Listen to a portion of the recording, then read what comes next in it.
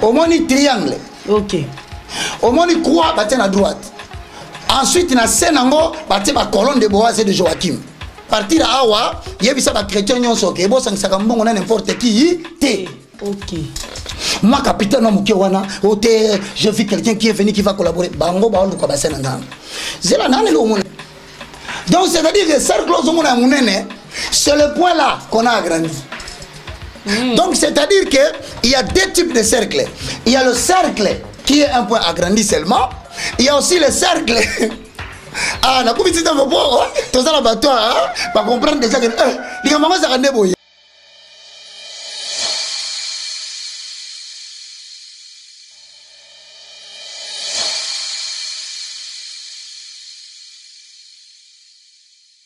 Voilà, vous êtes branchés sur le Collet TV, fidèles téléspectateurs, fidèles internautes, bonjour et bienvenue dans ces beaux plateaux du réveil. Le réveil, plateau, ils vont permettre à Bino de comprendre qu'est-ce qui se passe dans la République démocratique du Congo. Le réveil, au magazine, il y a beaucoup Lamuki, il y a beaucoup Kundoli, et pas il y a toujours Kobimisa, Nyoso, il y a beaucoup Nampoisa. J'ai dit un très grand merci à Igo Malela Maboko Trépied qui est derrière la caméra. Merci beaucoup à toi également, à Yoshi, merci beaucoup. Et merci à Stéphie Alantokil et un très grand merci à l'équipe Mbalo Collet TV Europe. Merci à papa et maman Nzambi. Merci à Web Clément Kipo également, à papa Ferraim Tolobi. On est ensemble, il n'y a pas à modifier. Et un très grand merci à Batouni. On va continuer à soutenir. Je vous aime beaucoup. Merci à soutien à Bino et au Salanga vraiment très mortel. Là, je vois maman Adèle, Adèle Sassa, Moutema, papa Alain Sassa. Merci beaucoup na soutien. Merci également au na Simon Tchaka, Moutema ya maman Gétrude. Merci au na papa Edi Mandeti, Moutema ya maman Patricia Mandeti. Merci également au na Alain Mboyo, Moutema ya maman Magi Mboyo. Na lela bino ya trop na biba soutien na bino et au sala ki musala oyo évoluer beaucoup ba kaka bolembete. To bibiso pe tozo koba na ko dénoncer tozo koba na ko bimisa nyonso ya kuku na poissa. Voilà, les réveils à Mokola Lelo. Nazana esengo ya Royamba lisusu pour Nabino l'évangéliste international Roger Baka et le munae tozo entamé lelo 4e signe au tosi to bandaki to baki eza ebili. Lelo c'est-à-dire tozo dévoiler tozo bimisa tozo décoder 4e signe eza nini? Voilà, sans plus tarder, la PC Mbote. Bonjour, évangéliste Roger Baka. Shalom, ma sœur Nancy, qui l'a dit, que Dieu te bénisse. Amen. Merci à vous tous qui nous suivez à partir de la maison. Tozan Akatia Tranche Nabiso intitulé Comment décoder le signe franc-maçonnique parmi les églises de réveil. Alors, déjà d'entrée de jeu, Nazoko informé Bandekoboy. Oui. Que ceux qui osent appeler ça Hollanda, prédication christocentrée. Kendena émission Nabiso de l'ignorance à la connaissance. Parce que nous ne voulons pas un commentaire du genre bon, révélez-nous Jésus-Christ. Ne nous parlez pas de ces choses. Ça relève de l'ignorance de vouloir refuser la connaissance qui vient par la parole de Dieu, mais qui dévoile les œuvres du monde des ténèbres. Parole de Dieu, Jésus-Christ est Seigneur. Non.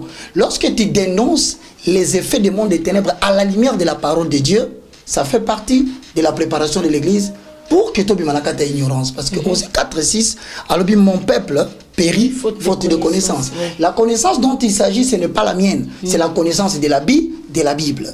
Or, dans la Bible, on a des dessin. Dans la Bible, est-ce qu'on file, on a un symbole. Et pourtant, et l'Obama. Alors, quand on dit quelque chose, seulement la représentation, cela te permet, et si côté ma tambe na yo, autrement dit ma colonna yo, oye baganazesika malamu, tonazesika ya mabe. À part ça, ceux qui veulent bien nous suivre sur Université de la foi chrétienne, Ezali Pe, Kuna toujours prêché le fondement du christianisme. Mise au point Salami, à zone. Alors particulièrement, Tozali na 3 points, tu nous relevé. D'abord, Makambo, tu l'as dit dernièrement. Il y a des églises en Afrique du Sud. En Angola? En Angola particulièrement, Babengi Biso, Balobi Papa Kola Pambolayo, pour Makambo, la Kisi Biso et permettre Biso, to détecter l'église na biso tozalaka makam tozo mona. Et puis na Nigeria. OK, très bien. Donc du coup, rien que par ce que nous avons fait, de sauver le peuple de Dieu. Il y a Nigeria. Oui. Il y a Angola et puis Afrique du Sud. Bah on peut se biso ba signe ya on to ko illustrer awa, mais avant to illustrer. Na ngana bisa yo lokomoko na rappeler un point avec des écritures. Tolobaki un signe ou un symbole. C'est une représentation visible, mais d'une signification d'une chose qui est invisible. Sans comprendre ni on a linga le ngolo baboye. Tobengi elembo. Et ça dit emoni sami ya eloko moke monani na miso, mais ebombi sekele ya likambo moko emona na kate. Donc c'est-à-dire que mutu akoko sala signe en vain te. Net Nathalie yo benginga ekoza na corps, alliance, symbole, dessin. Donc biloko moko na kuku. Voilà. Bobimisi eloko mo na poisa o ezolakisa ke batu mbale bayokana ki na kuku. Mais eloko ngo na public to benga ngo ésotérisme. OK. Ésotérisme ou bien technique de méthode subliminale. Généralement la lingala ya France, il y a simple, ça veut dire tout simplement. Ce sont des choses dont le véritable sens est caché du public. Mais seul un groupe de gens connaît la signification de la chose. Ça dit que moi et Nancy, peut-être on s'est dit, bon, nous allons vouloir introduire le secte. Mais comment introduire maintenant un secte? Alors comment raisonner, habiter? Si tu habites au Banabango, qui est ça ici? Songolo pakala koyeba. Si ko biso to koti sande ba signo yo, to bomba, to pesa mo signification mususu, to ko sabongo se lo kwa malamu. Généralement c'est ça. OK. Pour ne pas comprendre to pesa ngaka ke zelo ya malamu. Si ko yo, qu'est-ce qui nous donne l'autorisation de pouvoir aborder ça? Oh, ça troisième, quatrième signe. Troisième émission. Quatrième signe. Alors, totanga yo 2 Pierre. 2 Pierre chapitre 2. Le verset 1. Tant aussi ça 1. Nakozwa sikoyo. Deuxième référence. Bien-aimés dans le Seigneur, amoureux des Écritures, que le Seigneur vous bénisse. Comprenez que c'est le moindre de tous, mais ici nous avons plusieurs cahiers de charges. Ici, là, nous sommes dans les décodages. Donc, c'est-à-dire que nous permettons aux chrétiens de voir la missou. 2 Pierre chapitre 2, le verset 1. Il y a eu parmi le peuple les faux prophètes. Et il y aura de même parmi vous des faux bananes. Parce qu'il dit ici, Pierre nous parle. Il dit dans l'ancien temps, il y a eu des faux prophètes. De même qu'il y aura parmi vous. Oh, OK. Vous comprenez le quoi? Donc quelqu'un ne dise pas que Makamwane Zalakate, Bible Zolobake, na katikati nabino, il y aura aussi des faux docteurs qui introduiront surnoisement de sectes pernicieuses. C'est-à-dire qui reniant le maître qui les a créés, qui les a rachetés, attireront sur eux une ruine soudaine. Posons le fondement. Tellement. C'est que Pierre, mon Thomas Jésus-Christ, il est en train de dire ceci. Nous, à notre époque de Pierre, nous avons vu de faux prophètes. Mais le problème est que nous sommes en train de vous signaler que dans la période de Nabino, il y aura aussi des gens qui introduiront des sectes pernicieuses. Le secte pernicieuse, c'est quoi? On entend par secte ensemble ya batu bayokani bako bazu mutumon ko na katikati na bango babenge père fondateur a remplacé Jésus-Christ. Donc bango basali la ka Jésus té. Bango basambela ka mutu wana. Donc maître na bango. Ou bien fondatrice ou bien maîtresse. Mais maintenant, ces gens-là généralement makamuna bango bateyaka. On remarque la norme générale du christianisme, on dirait basaka part. Et yambeli na bango, yandenge na bango. Basini na bango, yandenge na bango. Déroulement kit, yandenge na bango. Si ko petelo a signalé ki biso ke batuana bakokotisa surnoisement. Or, le mot surnoisement est un adverbe de manière, il y a surnois. Surnois ngelaksani. Soso il sabisokas. Osana. Surnois, elingola kisa, insidieusement. Infiltration à ne pas attirer l'attention des yeux des hommes. Ok. C'est-à-dire que bazo koti sabino magie. Bazo memabino malem no fuka mais la satana. Même montazo prêter attention à zaté. Donc bazo c'est de manière à ce que même cerveau, sur les la carte clip, façon ba kotia yango, ba ko permettre d'être né. Pour ne pas attirer le cerveau humain et capter l'image. Mais ils sont destinés à l'esprit. Si quoi deuxième référence, on va permettre un ok. Titre. Chapitre 1, le verset 10.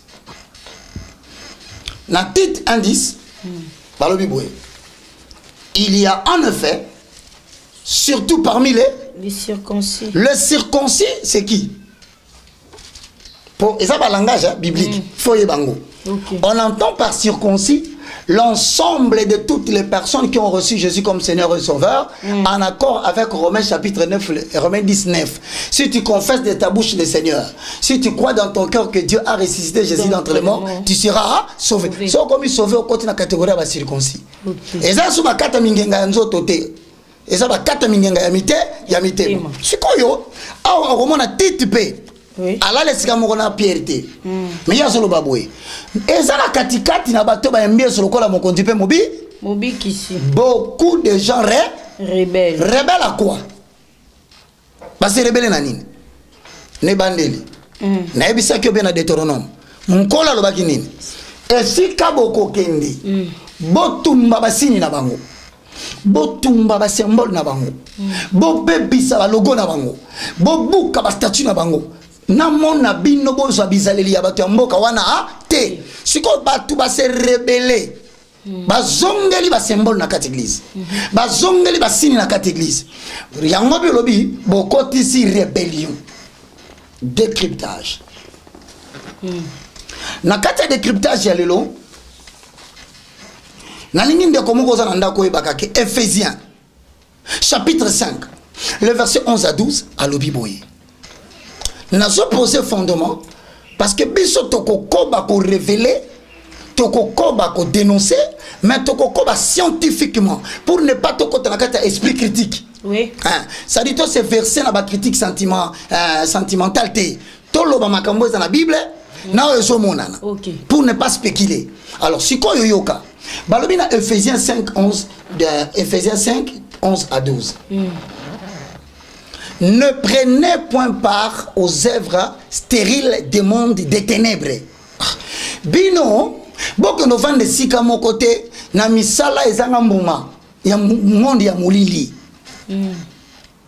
Bon, Nancy, e bandi ndenge ni yo, oke no vande sika ya mulili oyebite. Au monde ndeni. Yango ba lobi siko bino ko vanda te. Mais biso to na kata église, to bi ke ça ba église. To koti na kata ba mangomba, to bi ke ça mangomba. Siko yeso azolo ba na kata ma commune ya bisi Ephésiens na Paul, pe ki ça bango, ba ke no ko vanda ka, esika misala mabeza parce que 2 ou 3 sont réunis à mon nom, je serai au milieu de 2. Mais maintenant que bango ba sangani 2 ou 3, esika ba vaneza mulili ngolo, mulili ngweza nini? Donc c'est que ndenge zo loba pe boye ndenge zo dénoncer ndenge zo décoder ba signe na bango ba symbole eza malamu pona ba o ba comprendre ba mibimela sikoto ko sa musa malamu yango sikoto tala ba auto lobaki. OK. Ya liboso to lobaki za nini? Étoile. C'est-à-dire triangle équilatéraux entrecroisés. Et puis ici étoile. Yami balé on va la distribution na théorie distribution. Yami balé to lobi ezaki nini? Triangle, oui. Tu peux ça ici signification. Il y a mis ça tout les 2 colonnes. Colonne de Boaz, na colonne de Joachim. Pourquoi tu le béliango? Parce que dans Ephésiens 5:12, car il est honteux de dire ce qu'ils font en secret. C'est-à-dire, naba signe on a telibino. Naba symbole ba telibino. Bazana ngonga moko na butu bakutanaka. Basala ka culte satanique naba signe wana. Ah? Yango ba bengo secret. Donc bana ngonga moko ezalaka na cérémonie na basini wana. Po ba envoûter dimanche oyo. Po ba envoûter bino tambo kota lisusu. Po ba envoûter bino suba za mengo na bino. Ba parce que na otula ka mutuna te. Batu bakena kozwa kisi ya mbongo. Satan sala mbongo. So yezo mbongo api pesa batu ba kaluka mbongo. Ayiba kango na vie ya bato bandima ka ba ko tseba maboko pa batwa. Ah? Donc bandi me ba pasteur wana ba yiba bango. Ba yiba tango yo yé. Yo ebino mabe wana te. Toi ko tête. Ça dit quand tu viens prier, ils vont te voler ton étoile. Ils vont te voler bango bala ba technique na bon basala, soit na imposition loboko wa, soit na ba magnétisme na bon basalaka, ou soit na mafuta moko ba bengango huile. Bango monde ba aka na yango. Ba pakolon kaka awa na katikata ya ba misumi balo awa. Ba ota ngwana. Parce qu'ils savent que selon les sciences na bon batangaka mayele ya mutupe nguya na biloko nyose vandi awa. Siko ndenge au décoda ki basino wana liboso et puis te retrouver on pe na ba église ba bengi ba réagir na Angola ba retrouver basino wana na Nigeria to moni démonstration des pasteurs ye mora saeli ba bougie. Siko ya liboso Afrique du Sud. Siko esalo ndeni na évangéliste va to kota kambolo baki ya wana to moni. Omoni esengo eza nini? Bible lobi c'est à cause de Christ qu'on nous met à mort tous les jours. Okay. Et on nous regarde comme des brebis destinées à la boucherie. Mais dans toutes ces choses, nous sommes plus que vainqueurs par celui qui nous a sauvés. Amen. Maman, nous salons les qui font la batumisu. Bazong n'a pas un zambé ezate. Il y a un moment il y a liboso. Est-ce que technicien? Boko pe sabiso il y a liboso tolobaki bamoni basini na Afrique du Angola. Angola. Tala na photo église. Sur tali photo bala sabiso, au moins premièrement deux colonnes.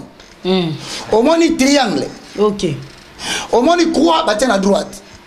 Ensuite na senango batte ba colonne de Boaz et de Joachim. Siko église oyo, pasteur azaka ka franc-maçon te.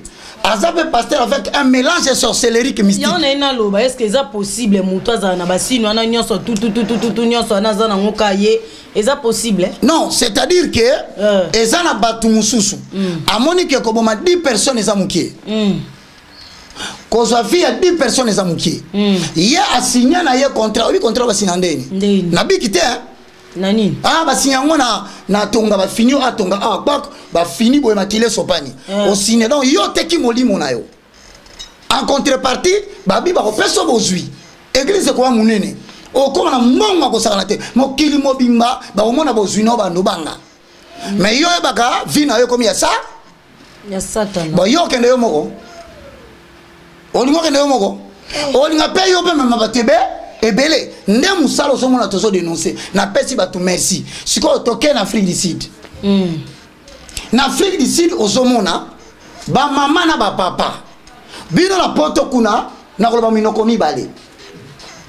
Chers frères et sœurs, vous avez l'habitude de lorsque vous vous levez le matin, je vais déposer l'enfant à la crèche. Je vais déposer l'enfant à l'école. Comme le dirait bien le français de M. Macron. Pour ne pas parler de Chirac, mes condoléances. Sans oublier Lionel Jospin. Donc avec votre français, vous estimez que l'école, c'est le meilleur endroit où vous devez déposer vos enfants. Papa est parti, maman est partie, et enfin, c'est la nounou qui reviendra encore s'occuper des enfants. Vous ne savez pas où est-ce que vous déposez vos enfants. Regardez ces photos. Ces photos indiquent que dans une école quelconque, papa est arrivé en juillet, aujourd'hui, j'estime que je ne dois pas laisser mes enfants. Je dois entrer jusqu'à l'école pour voir à l'intérieur qu'est-ce que mon enfant étudie. Voici les photos. Donc à l'intérieur de l'école, on montre aux enfants comment Lucifer est en train de piétiner Jésus. On montre aux enfants des statues avec des cornes. Regardez les morceaux de bouts de papier que vous voyez là. Vous verrez, ce sont des pages de la Bible qu'on a déchirées. Dans une école. Dans une école, mais on a mis dans les statues pour profaner les saintes écritures. C'est pourquoi en Europe, par les règles de la France, par les règles de l'Allemagne, par les règles de l'Italie, par les règles de la Belgique, vous trouverez beaucoup d'enfants qui, après avoir commencé à un moment donné, il est né clairement, il est né bon, et puis à un moment donné, c'est l'autisme. Ce sont les images que les enfants ont vues qui ont détruit complètement, calciné complètement les dons et les talents des enfants.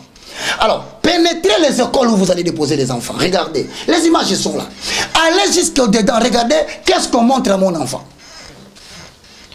Surtout les enfants des Africains. Pourquoi cette histoire de autisme en termes de prépondérance? Ce ne sont que les enfants des Noirs qui sont en train de souffrir de plus en plus d'autisme. I stop there. Let me talk in English. Let me talk to the people who are living in the United States of America. Let me talk the language of Benjamin Franklin. Okay. I was just telling you this.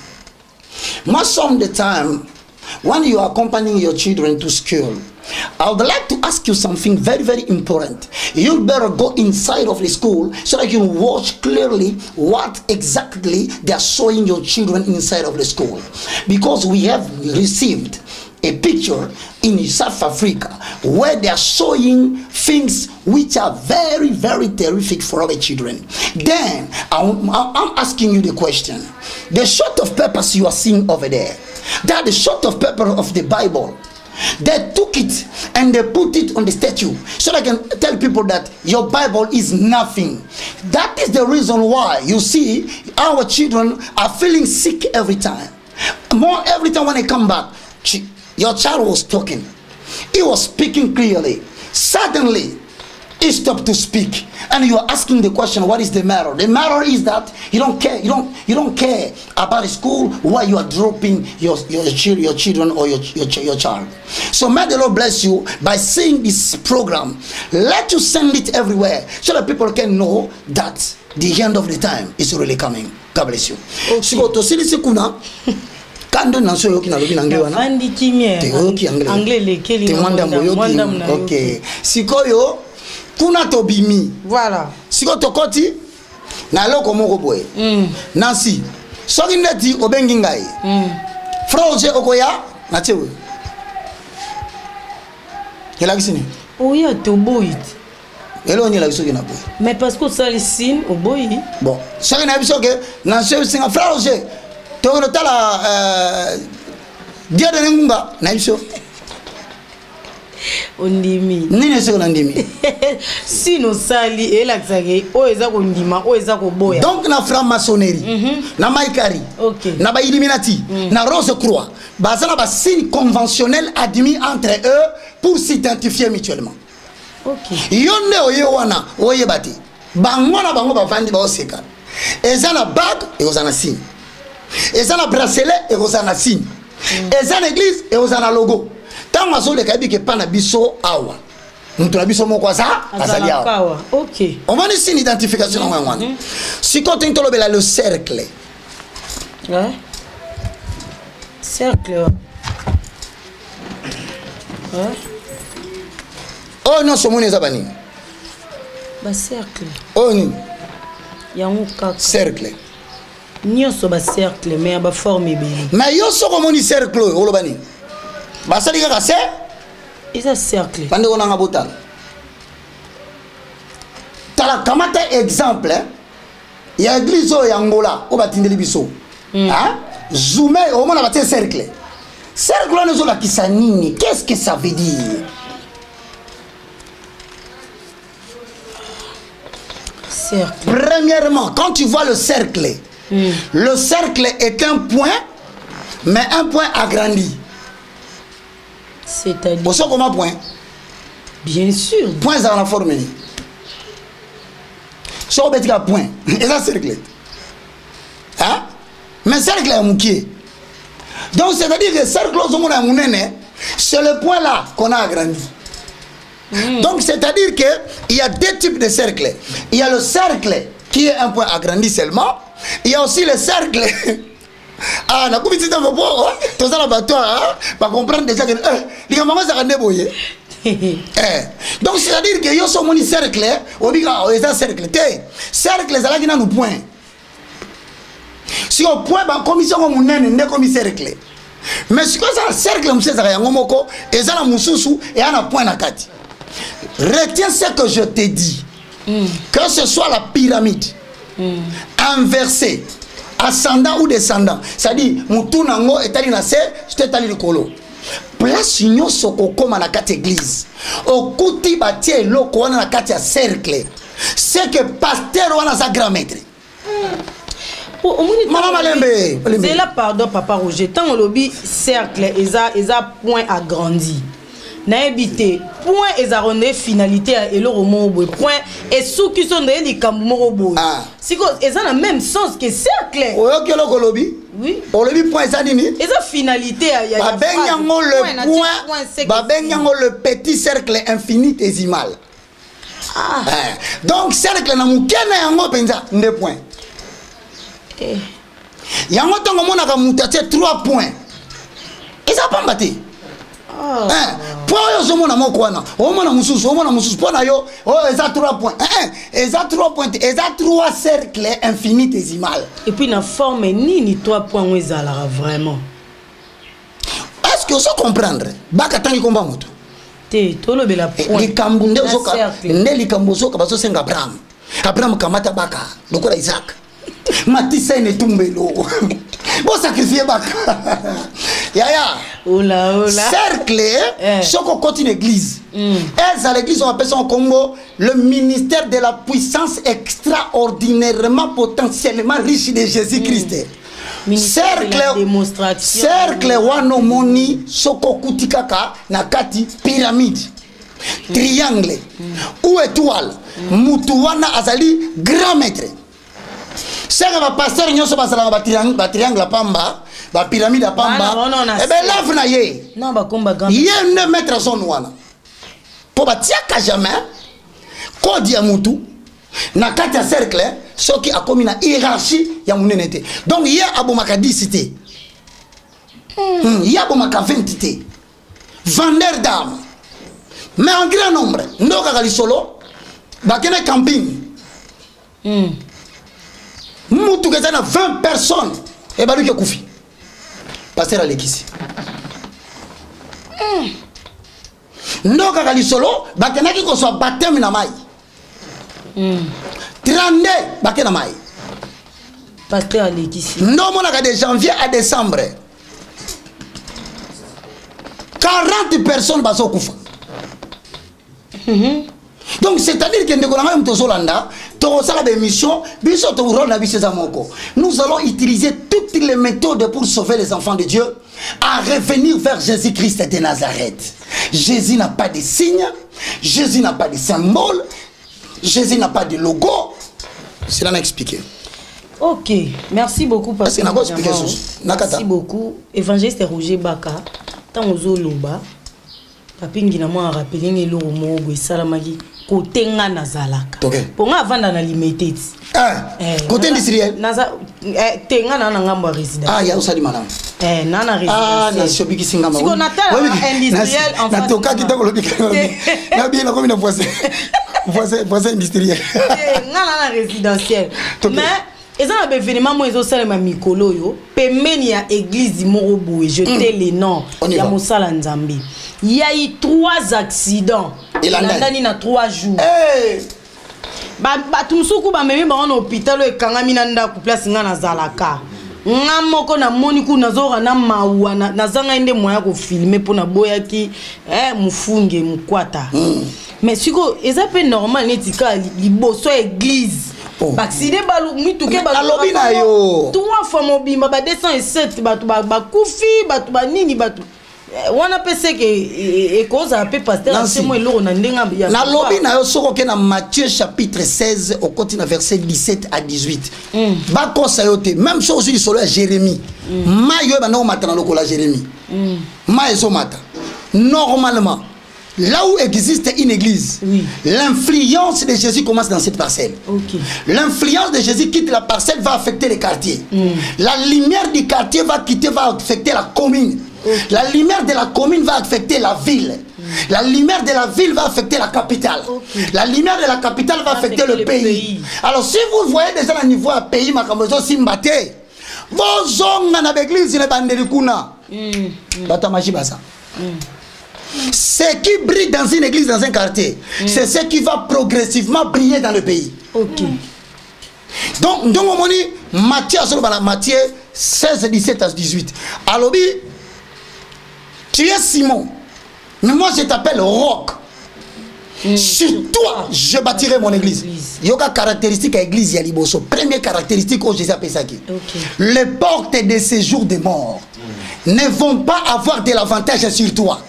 Au moins, si c'est Jésus-Christ qui habite le coin, Atabaya qui prie le salama qui kuna et qu'on bimana balaba les traverser et qu'on rachète Batmenga Koufa immédiatement accident raté parce que le Fils de l'homme a paru pour détruire les œuvres des ténèbres. Et c'est pourquoi tu as des chambres. Alléluia, amen, alléluia, amen. Mais dans la chambre de voisin, on dit que tu papa film. Pia katapia, papa. Papa. Bozala katanda kumoko. Mutumo assemble la kazali. Menda kwa chambre kangami na bino, bazo sikote mutu papa demo. O moni papa la muna tonga se dit attends. Mon chéri. Na ko assemble na ngala so. Yo zo kumisa nzambe yao.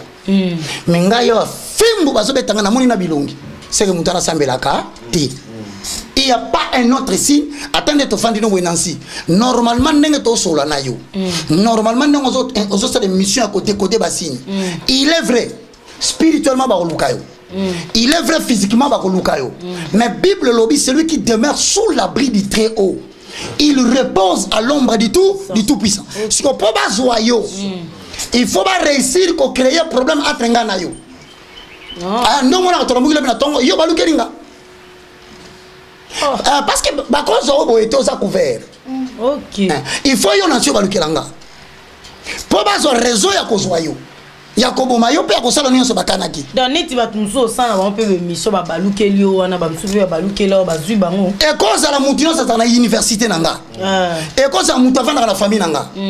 Il faut pas drainer on a dit kambumoko ou eko salake o hein o saboter musala to salaka ou soit o tambola na vimoko contraire ya makambo to salaka nde bazuyo yango ka musena nzambe nyonso en tout cas en grande partie na ba signe na ba symbole avant ba bomaye il faut pas réussir ko convaincre andi magie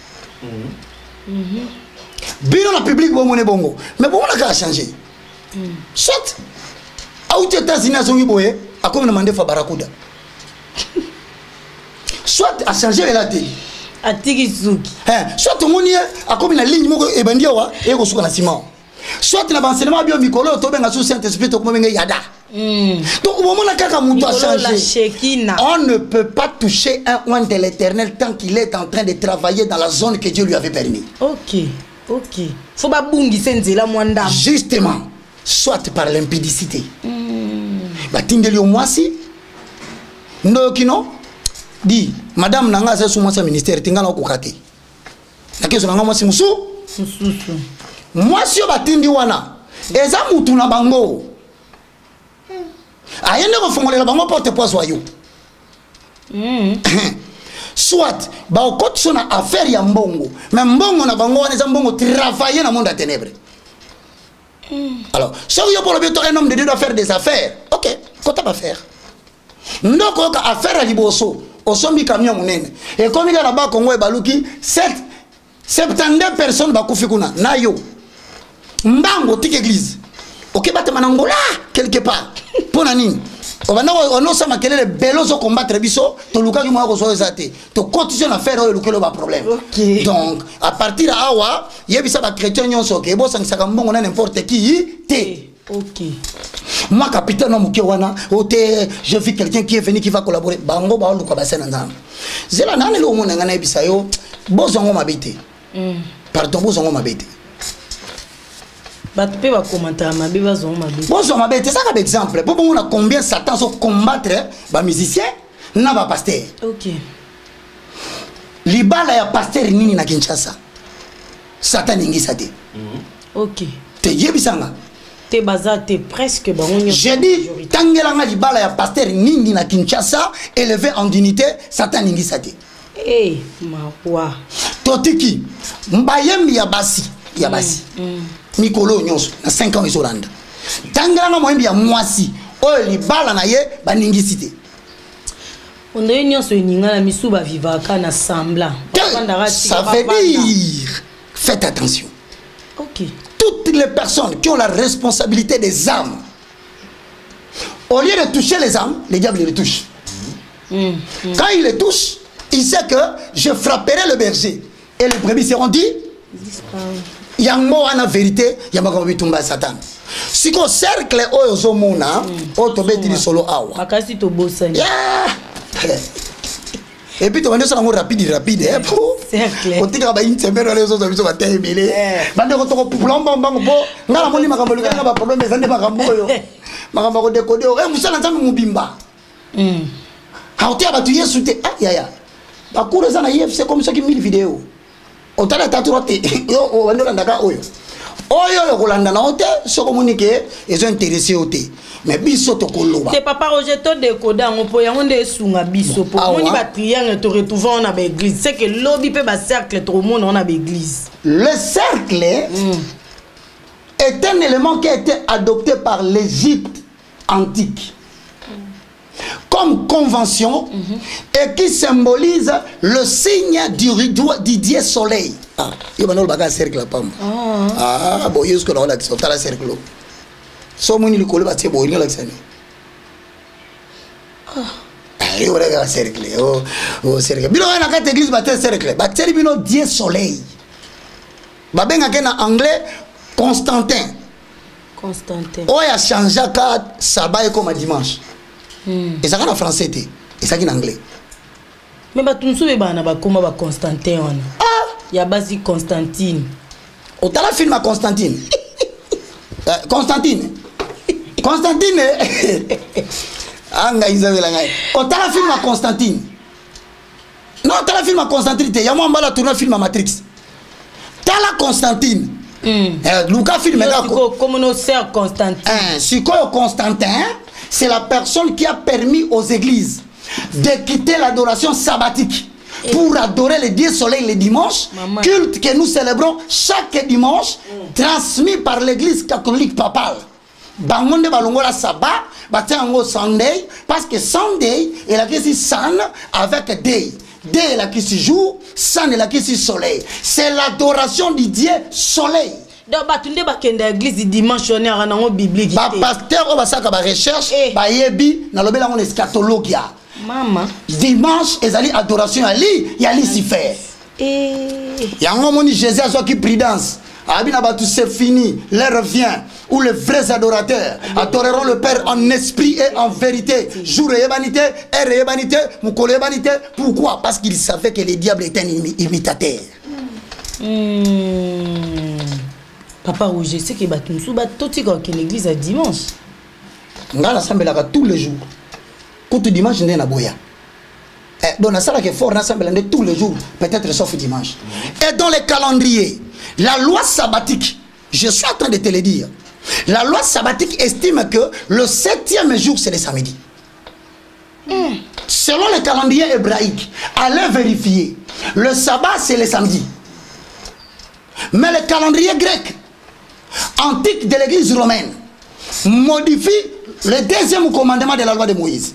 Va modifier 4e commandement de la loi de Moïse. Va modifier 10e commandement. Va modifier dimanche. Va salir secondaire. Va bi bateau pour toi nous adorer ce qu'il y a obi. Ouais pas expression moko baka plusieurs adoreront la bête sans le savoir.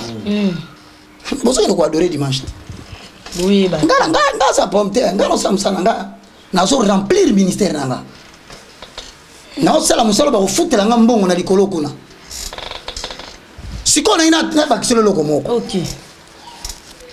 Le point avec le cercle, c'est autre chose, Yango.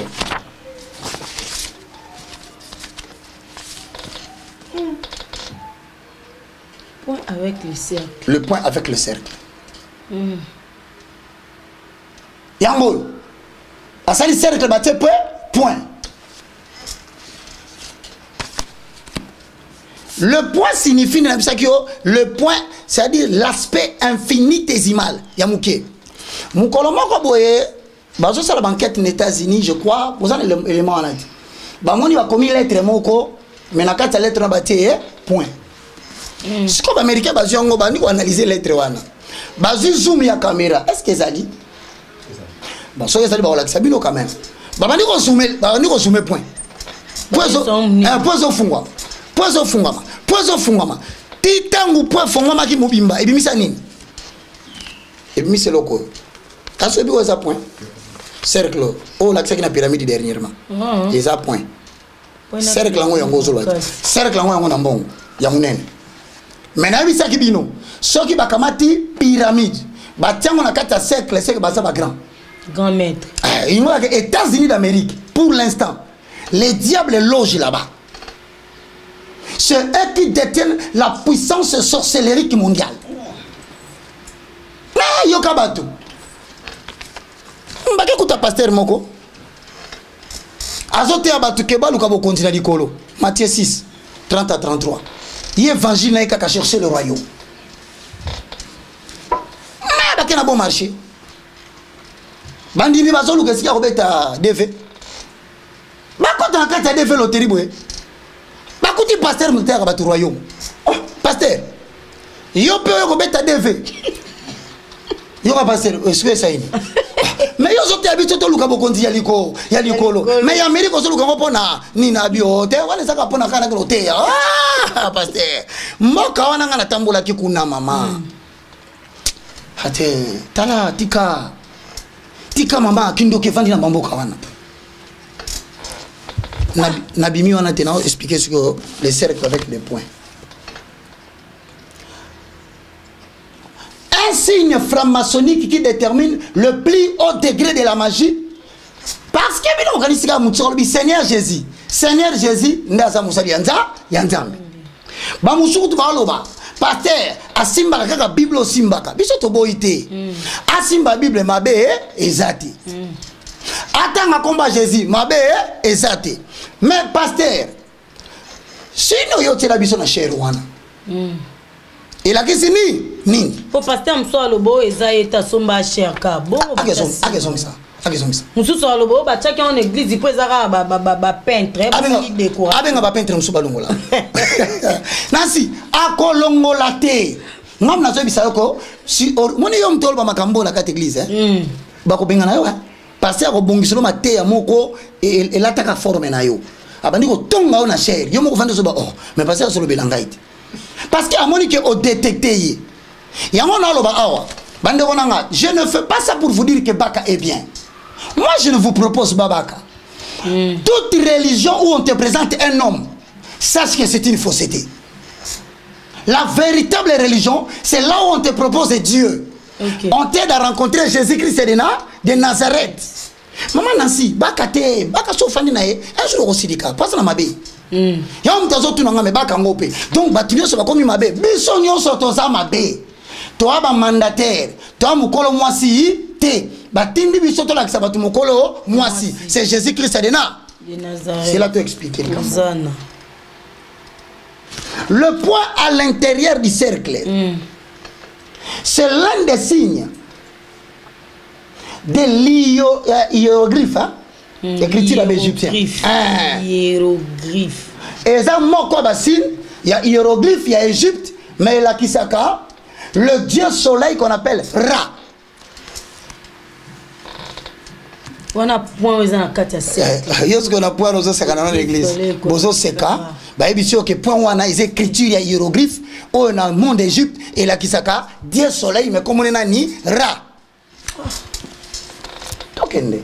Na ba toja ba pasteur msuiza. Ah maman, o comment on a la titoge cercle na point. Yo yebite tojo la kisinini. Or que mukolo wana ndena butu ba travailler sikoyo, lobby na tongo fo ba teka milimo. Wana yo pozo ya oh musali na nzambe tianga loboko ndebo wele laka na mususu bazo somba vina ema bakisi $20 offrande ozo buaka na mbongo liko ama banga ozo nganda kuboka uki mususu asande nini basala kaboye akamati logo a dessiné yango mais bazui kiti bazui poso ya kiti bakotisi logo na kata kiti batongi. Non, bana nzambe en tout cas surtout télémité. Si ko to panza ba kiti to zero ba kiti na nani ya yote ya nani pasteur kiti na yo avant de la kawana eza wana kiti awa bafongola bazwa logo donc tant avant une église azopelisa moto wana bino bokasa ndeti moto azopela moto ya louange bosala kuna moto ezotande na se ezo pour renforcer ezo mata na moto ekiti siko soki alinga zwa bato mokolo wana ya mbongo po a récupérer mbongo na bango azwa ka kiti na ye wana atie wana alobi na lobi ke 15 personnes o ba ovanda na kiti oyo on a tiki onction na kiti apesi kaka $100 mame akoma na mbongo koleka ngai yo pe oyebi eloko te oze 4-6 on peut na $200 na ye oyeka na kiti yango monaka mosusu afandi kaka ma paf apumbwe non muli mo be akoti sodi na kati na eloko mosusu ezalaki oyo avandeli eloko mosusu ekusirikuite epesi eloko mabe donc keke zala na molimo ka ya nzambe te musu pe zala ya nzambe na ye wana bakuta na sito sala musa ola na end wana toti en Egypte toki na end siko na end pose na kati ya cercle ezo représenter la déesse Shiva oyo kaka na ba série télévisée à Bollywood la reine Shiva, na kata ba série télévisée. Sur reine Shiva on a un ça représenté par les points. Donc ce monde la outil Asie. Point. Polo moko boye. Point koto. Si ko so ba moni ke point na makasi te, point ya makasi. Au monde lati elamba, batia point mais cercle na kati. Yo so moni batu, ozui lokolo okumbi, otebwe. Abinga na kolo ba nkoma. Papa Roger tu vas point Mickey ou ça va point. Voilà côté nasi. OK. Voilà point ça sera toujours noir. Ah OK, merci beaucoup. Colon comment? Alors ça c'est talent comment? Tala batunyo so ba travailler na sapologie. Tala souka vie na bango. Parce que basaki ko lata ba imprime ba logo franc-maçonnique imprimé. Dans la souka via mutunyon so saper nyon so lataka eloko ya mutumo bengake un grand designer. OK. Ateka vine. Si on est na tuno tangelanga batu basala ba design na bilamba nanya kufa bien. Tangelanga musicien chrétien congolais. Alataka ba griffe. Akenda bien. Oh, puis ba musicien chrétien congolais ba lata ba griffe baza. Ba musicien ya nzambe mais ya sapeur. Baza pe na mboko yo. Ouais papa Roger. Donc mais ozo le kango ndenge nini ba musicien chrétien ya ba sapeur baza. Ah wa? Sapeur. Sapeur. Pasi pe mawa. Makambo na zolo banu za batala. Obi bande konanga. OK. Tokoba. Na lobi susu boy na end. Ba utilisaka pona na kata cercle pour donner l'emblème de Shiva. Ou soit l'emblème de Horus ou bien Osiris. Ba basa banzambe. On va lakisaka le dieu suprême de la franc-maçonnerie. Donc si on vandi kaka boy, OK pasteur lobi o mikolo na uti Dubai. Oh ba kana voici na end. Landela yi baba gendande ozo traitement kuna traitement nini ya maladie nini maladie nini pona mona pasteur moi aloba uti enda ina ba huile moko boye bazoteka kuna donc ba huile wana eza ba huile ba ester ba parolara ba bombe de nar soki ba huile de nar pasteur moi uta enda ya na muti nasi soy bande kona yo baza na kati ya mboko yo na Afrika wa to na intérieur ba na kati église moko ba tia cercle zela na ebisa aussi kotala secret cercle na pyramide na kati et en église mo na Nigeria na préciser on na préciser te na vi na Nigeria na Lagos to na si répéter Lagos pour eux comme moi na Kinshasa na Lagos en église moko ya combat spirituel na Nigeria un Nigérian tala biloko azokosa batu tela nga bextra biloko na telio alors bana bango nini triangle la kisinini. Triangle représente Dieu le Père. Na gauche, ça représente le père du foyer. À droite, ça représente qui? Mwasi. Et ça peut bon. Nzambe, Mwasi, papa. Et ça peut bon. Et puis ce triangle. Bon, ce que ça bongo. Pour l'année, Dieu. tirer papa, tirer femme. Mon propre forme triangle. Ils introduisent insidieusement. Donc avec beaucoup d'intelligence, beaucoup de signification. Cercle, c'est quoi la question? La question, c'est l'illustration à pasteur dans la Lagos dans le combat spirituel. Bien expliqué cercle. Cercle. Le cercle représente la bague. Oh, moi, c'est une belle balade. Et les gens ont accepté. Il y a un mot, il y a une photo. Est-ce que le col est à la cercle? Il y a un moment où il y a une église enseignement, il y a cercle. Or, que biso to yebi. Aujourd'hui, il y a un cercle, le col enseignement, il y a papa, maman, babag. Alors que c'est une subliminalité. Ésotérisme, là, qui signifie donner quelque chose à quelqu'un, lui donner une autre signification de la chose, tout en sachant que dans votre regroupement, cette chose signifie autre chose. Si comme muto a gobé pelika mora yebine mutuna makolta ça il sou muté papa Roger. Yo vandi no kaba eba ebisu ango o ebina ote o ça il sou muté. O ebina Apocalypse 13. Et lobi nini kuna vraiment nzambe na ngai. Otuni mutuna mo bien. Yo yebaki na yo. Ngana ebina ngai. Alors na bato ba yebaki te Bible lobi Dieu sans tenir compte des temps d'ignorance. Nzamba tenaka compte ya mutazaki ignorante. Mais bah, je ne peux pas faire ignorance parce que mon peuple périt faute de connaissances. Mais ce qui par hasard n'est pas le baboué. Moutoumoko a remarqué que Biloko est en église na bango. Mais l'objet a continué sur ça au Sambela. Et protection innocente dans les sous. Puisque la dernière protection, c'est l'avertissement que nous avons donné. Protection exatée. Mais tu vas avertir yo. Nzamba salingyo. Et ça le colo na balabala dit que bah ça bête massa sina coin. Yo le rebelle l'ensemble place au bête massa sur l'ensemble. Ça là que baba les zongati. Oh, mais bon, mouta et bisaki on a quoi? Nzambe mutatinda qui était. Ok. Ah. Donc bilon suso yo ki omi ebeleli kozela te okota na kati na nga polo bote baba nzamba protéger nga. Ah, évangéliste Roger Barato okoma na suka pour télévision père Ali Kambangonga. Maman, elo nga na ina lo basiko yo. Soki na Apocalypse 14 le verset 6 totanga. Apocalypse 14 6. Puis je vis un autre ange qui volait au milieu du ciel. Il avait entre les mains un évangile éternel pour l'annoncer aux habitants de la terre, à toutes les nations, à toutes les tribus, à toutes les langues et à tous les peuples. Il disait d'une voix forte: craignez Dieu et donnez-lui gloire, car l'heure de son jugement est venue. Et adorez celui qui a fait le ciel et la terre, la mer et les sources d'eau. Avant Zambako qui s'est jugement,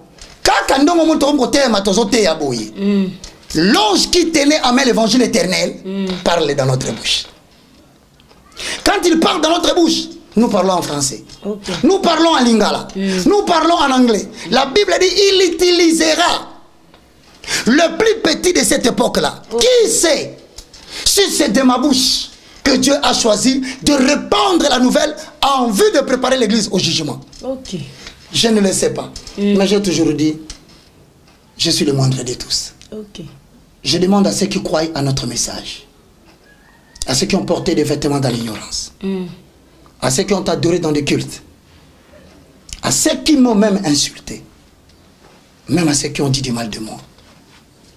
Si le Dieu que je prêche est vivant, il me justifiera. Je veux que vous puissiez vous courber.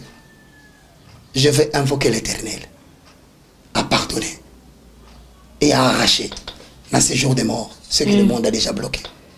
Tu es prêt? Évangéliste, avant ta prière, on a une question à souka. Pour comme dans souka. Expliquez bisono à nous que ça ni. Ok. Pasteur en Nigeria n'attend appelé Sisi ba. Alobi à nous. Ba bougie alobi à nous ka. Et ça la m'a payé en République démocratique du Congo, église moins limitée. Ça veut dire tout simplement. Appelé si ba bougie pasteur avait ça sur qui mon cola nous ka. À nous kandé. C'est l'initiation du temple. Mon toi ça li choix alobi na kola ta magie na nzoto te. Pour la bonne image sociale, na sengi bino to travailler kaka nde temple po batinso boya na kati bakoma bazoba na biso mutu so akota na kati moya boya ngali susu izate mutu akoma na kati bobo maye miso ya molimo ateleka na miso ya nzoto bo kanga ntandima na ya matoi ataba kalobi ndenge nini amoni pe likambango hakende te ngala ngende ya forme wana abi OK ya forme no ba do sacrifier ba tebele yo moko foko ma pe impidique par jour faut makana bana ba 5 ye pandimi yesa shona yo sikone nga ndibinde ngwana ndio moni pasteur comme ne Tibi Joshua weba ke Tibi Joshua sala sacrifice monene na Afrique du Sud weba ke bâtiment moko kwa na Afrique du Sud badiso bazana kati bakufa Isaïe oh asa personne non ingrate en Afrique du Sud akonya ta makolode asa le sacrifice kuna mais bana baba pasteur amsuso mentor na ngai Tibi Joshua et la kisini ni sko tala mentor mentor aso utiliser the day of candle the use of the candle the light that we call in English, in Hebraic language, Anouka. Et moi, Anouka, c'est la transmission de la lumière. Pourquoi? Parce que Lucifer, comme on est là, c'est ange de lumière. Pas travailler dans la lumière. Si quand on a que lumière, à quoi ça veut dire que Lucifer est là qui c'est lumière? Biso, comment Jésus est la lumière? Tu as vu que la lumière était venue dans le monde. Cette lumière a porté un nom. Il s'appelle Jésus-Christ de Nazareth. La parole fait chair. Osana. Si tu as vu la bougie, mutu nyonso. Asimba ki bougie wana. Timu kola kokufa. Sauf akutana na ange oyazo tambola na maboko ne bakomi évangile éternel. Soka kutani na yete. Ti akokufa. Mbongo na ye. Ekenda. Makasi anzoto na ye. Ekenda. Ta ya vi na ye bazwa. Akokufa bêtement. Bêtement. Si c'est une femme, akoko taliba la boye, ozo sentir ka depuis akota. Myom balongoli. 2 jours après, kyste balongoli. Kobota problème. Ataba fandi disa babonde babota kate. Moi ça a apporté bonheur mais ya mema mal. Na mobali asambela kaona soki baboti mwana na koku akokufa parce que votre papa et votre maman ont foulé les pieds là où ils ont sacrifié 4 générations après eux. Ma wesalinga évangéliste Roger Bakato clôturer mission pour si on a cercle ba tu va retenir on est en conclusion. Soyez bon moni cercle ne zelo pas mais avant na bonne là. Tala billet à $1. Soya américain ça a eglet. Et ça na kati nini? Cercle. Pyramide ya égyptien. Et ça na kati nini? Obélisque américain. Ils ont la forme nini? Pyramide. Vous croyez vraiment que ces gens aussi savants qu'ils sont, c'est seulement en vain qu'ils vous ont placé ces choses-là? Temutumso alobeza ka coïncidence. Alobakelo ko sa coïncidence. Soki mbala liboso ezalaki hasard. Yami balé coïncidence, yami ça des sabotage. On ngara zo expliquer au awa. Tout ça déjà la pyramide likolo, il y a 1. Tozu yami balé pyramide ya C D. Tozu yami ça tout cercle comme 3. Et ça c'est coïncidence. Il y a toute une science qui est cassée derrière ces signes. Voilà, merci beaucoup Top Sambela. Oh Jésus-Christ de Nazareth. Père Céleste, au nom de Jésus-Christ, tu m'as dit dans ta parole dans Ésaïe 60, le verset 1 à 2. Lève-toi, sois éclairé, car ta lumière arrive et la gloire de l'Éternel est sur toi. Tu m'as dit, voici les ténèbres couvrent la terre, mais l'obscurité couvre le peuple. Mais sur toi, ma gloire apparaît. Père, prends en charge ces messages. Parle en vision, parle en songe pour confirmer ces messages après qu'ils les ont suivis. Maintenant, pour la cause du royaume, sauve toutes les personnes qui étaient déjà liées dans le monde des ténèbres, prêts à être sacrifiées. Je prends maintenant l'autorité qui est dans le nom de Jésus. J'ordonne maintenant, toi, force occulte, libère ce que tu avais gardé. Au nom puissant de Jésus-Christ de Nazareth. Des hommes et des femmes sortir maintenant.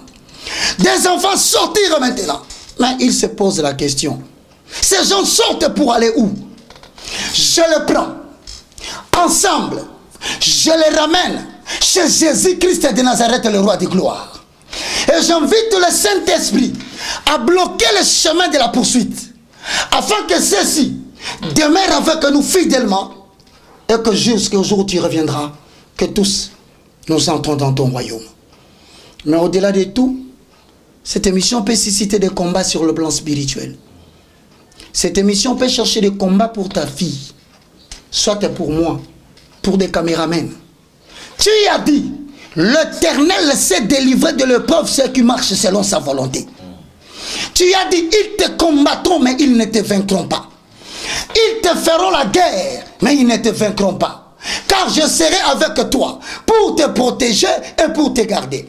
Laisse que les deux chandeliers et les deux oliviers s'appliquent en accord avec Ésaïe ou Psaume 91, le verset 1 à 2. Celui qui demeure sous l'abri du Très-Haut repose à l'ombre du Tout-Puissant. Je dis à l'Éternel, tu es ma force, ma forteresse, ma plus haute retraite. Nous ne mourrons pas, nous vivrons. Jusqu'à 120 ans, nous raconterons le merveille de l'Éternel. Le reste des signes qui restent, donne-nous la force, protège-nous, rends-nous invisibles devant les mondes des ténèbres, invulnérables devant les attaques des ténèbres. Empêche-nous de nous laisser facilement entraîner dans des petits combats qui peuvent nous distraire. Bénis tout le peuple qui suit cette émission. Moi, le moindre de tous, le plus petit, je demande pardon pour toutes les personnes, Père éternel, qui ne connaissant pas la vérité, proclament des diffamations contre toi ou moi. Pardonnez-les, car ils ne savent pas ce qu'ils font. Au nom de Jésus-Christ. Amen. Amen. Voilà. Merci beaucoup, évangéliste Roger Bakaoui. La bande de Kobo, on va contacter. 00243 90 79 66 785. Ils appellent WhatsApp. 00243 9 98 82 0 0 0 4. Maintenant, le monde est senga. Papa, maman, Hollandanga na États-Unis, na Amérique, na Asie, na Europe, to na Afrique, to na Congo. Ngamo konde na osenga. Ato moni mutafingi ngai. Ato moni basali émission moko e fingi ngai. OK. Pardon. Kotinde langali ya wanate. Ni na WhatsApp, ni na kobenganga. To landanga teya. Jésus va finga kait. Belzéboul. OK. Pourquoi pas ngai? C'est que totika makambu mususu ya koyebisa kanga ke Roger Talabo mutalobi boye. Songi za nzambe te. Tika ba finganga, Bible lobi na kombo nanga ba ko finga bino. Ba ko sala bino mabe. Mais botsa na mutu na bino, mutu nyonso ba ko finga ye. Pour cela qui mabe te c'est qu'à participer na souffrance ya Jésus. OK. Ngape na so participer. Bino pe un jour voilà. Que Dieu vous bénisse, Nancy. Merci beaucoup. Et Lokole TV. Lokole TV. Je salue les autorités de Lokole TV. S'il vous plaît, veuillez m'appeler quand même. Il faut qu'on parle pour j'ai des choses à parler avec vous. Okay. Car c'est une émission qui sera très suivie tant que matin et que Dieu vous bénisse. Au revoir.